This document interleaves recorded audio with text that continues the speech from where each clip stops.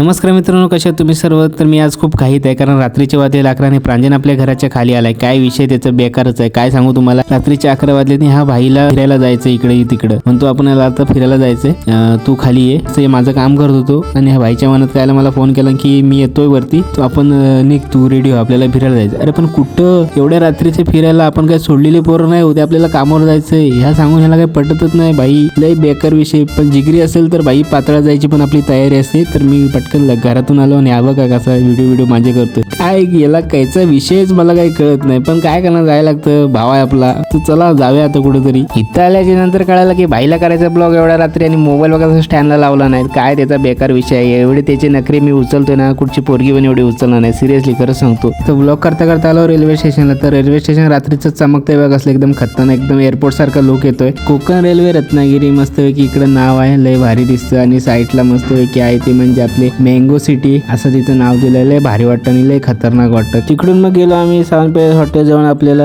Ride घ्यायचा आणि तिकडून आपल्याला आपल्या घरी जायचं. तर हॉटेल बघ असलं चमकतं रात्रीचं, एकदम खतरनाक वाटतं. आणि लोक उगाच रात्रीला घाबरतात. रात्रीचं असं किती छान छान बघायला भेटते बघ, असलं लाईटीमध्ये चमकणाऱ्या गोष्टी, एकदम देखावा एकदम खतरनाक दिसतो. जर तुम्हाला असे देखावे विखावे बघायचे असेल तर मित्रांनो रात्रीची फेऱ्या खरं सांगतो लय भारी मजा येते. आणि राईट टर्न आल्याच्या नंतर राईट डिसिजन घेतलं आणि माझ्या घराची ते येऊन थांबलो की आता रात्रीचे वाजलेत 12. तर भावा म्हटलं चल आता घरी जाऊया. तर त्याला बाय बाय करतो. तर तुम्हाला सुद्धा बाय बाय करतो. तर व्हिडिओ कसा वाटला कमेंट करून सांगा. तर भेटूया आणखी नवीन अशा व्हिडिओमध्ये. तब तक के लिए जुड़े रहो. चलो बाय बाय.